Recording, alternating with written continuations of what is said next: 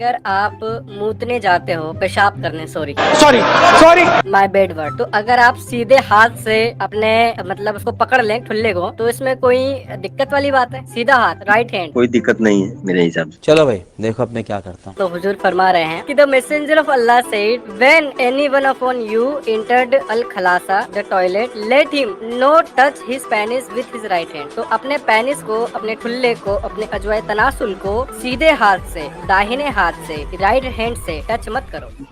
لا إله إلا الله محمد رسول الله۔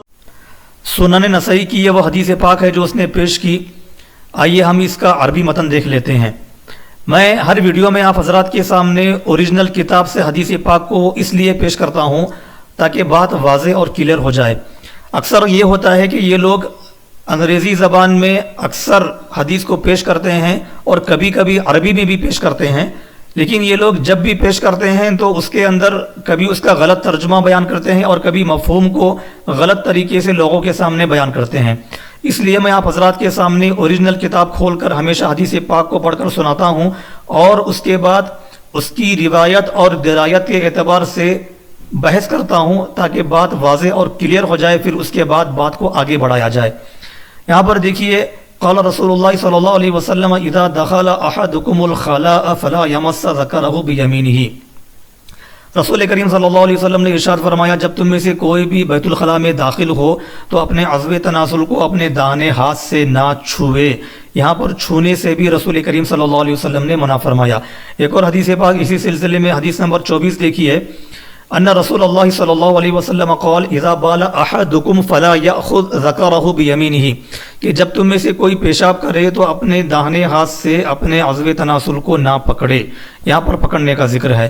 हदीस रिवायत और दिरायत के एतबार से बिल्कुल सही है और मफ़हूम के एतबार से भी बिल्कुल दुरुस्त है। तो रसूल करीम सल्लल्लाहु तआला अलैहि वसल्लम ने इस्तिंजा करते वक्त दाहिने हाथ से पकड़ने या छूने से मना क्यों फरमाया, इस सिलसिले में हम वजाहत करते हैं, इस सिलसिले में आगे गुफ्तगू करते हैं। अब ये तो जहालत की इंतहा हो गई। इस्लाम और मुसलमानों के ख़िलाफ़ साजिशें करके उनके अंदर खामियां निकालने की रेस में इनकी अक्लें ऐसी माऊफ हो चुकी हैं कि अब इनकी अक्लों पर पर्दा पड़ चुका है। जिसके अंदर ज़र्रा बराबर भी अक्ल व शऊर का मादा अगर बाकी होगा तो वह हरगिज़ ऐसी बेहुदा और बेतुकी बात नहीं कहेगा कि मुसलमान इस्तिंजा करते वक्त अपने दाहिने हाथ से अज़्व तनासुल को क्यों नहीं पकड़ता। अब इन अक्ल के दुश्मनों को खोल खोल कर ये समझाना पड़ेगा कि पेशाब एक नापाक चीज़ है, पेशाब एक गंदी चीज़ है। जहाँ से ये चीज़ निकलती है, जिस अज़्व से ये चीज़ निकलती है, अच्छी तबीयत का मालिक, अच्छी तबीयत वाला इंसान दाहिने हाथ से उस अज़्व को हरगिज़ नहीं छुएगा, दाहिने हाथ से उस अज़्व को हरगिज़ नहीं पकड़ेगा। क्योंकि अच्छी तबीयत का मालिक जो इंसान होगा वो दाहिने हाथ से खाना खाता है, दाहिने हाथ से दीगर अच्छे उमूर को अंजाम देता है। ये हो सकता है कि उनके नज़दीक पेशाब नापाक चीज़ ना हो, पेशाब को वो पाक समझते हो, तो फिर तो कोई हर्ज ही नहीं है, चाहे इंसान का पेशाब हो चाहे जानवर का पेशाब हो। हमारे यहाँ इंसान का पेशाब भी नापाक है, जानवर का पेशाब भी नापाक है, हम कोई पेशाब नहीं पीते। अब अगर कोई पेशाब को पाक समझता है, पेशाब को पी जाता है, तो हम इस सिलसिले में कुछ ज़्यादा अर्ज़ नहीं कर सकते। फिर उसके लिए तो कोई कराहत की बात ही नहीं है कि वह दाहिने हाथ से अपने अज़्व तनासुल को पकड़े या बाएं हाथ से अपने अज़्व तनासुल को पकड़े।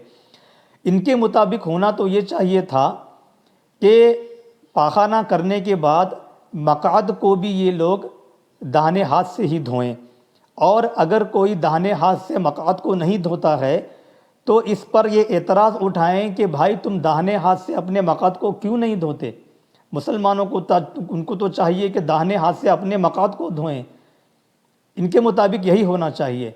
हालांकि जो इंसान दाहिने हाथ से खाना खाता है, दाहिने हाथ से दीगर अच्छे उमूर को अंजाम देता है, वो हरगिज़ इस बात को बर्दाश्त नहीं करेगा कि अपनी मक़ाद को, पाखाने की जगह को पाखाना करने के बाद दाएं हाथ से धोए। इसलिए कि कोई भी अच्छी तबीयत का मालिक इस चीज़ को बर्दाश्त नहीं करेगा, इस चीज़ को हरगिज़ बर्दाश्त नहीं करेगा।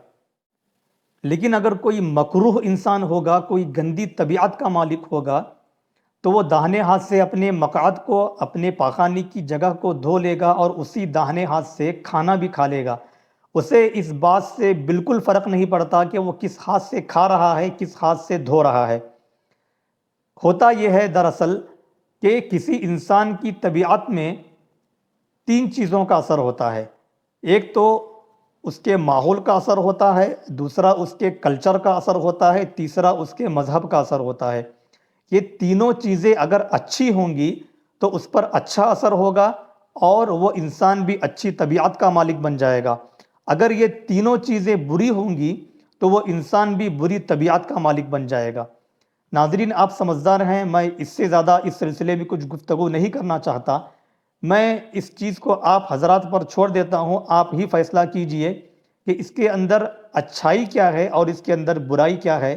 کیا مسلمان اگر اپنے عضو تناسل کو داہنے ہاتھ سے استنجا کرتے وقت نہیں پکڑتا تو اس کے اندر اعتراض کرنے والی بات کون سی پائی جاتی ہے؟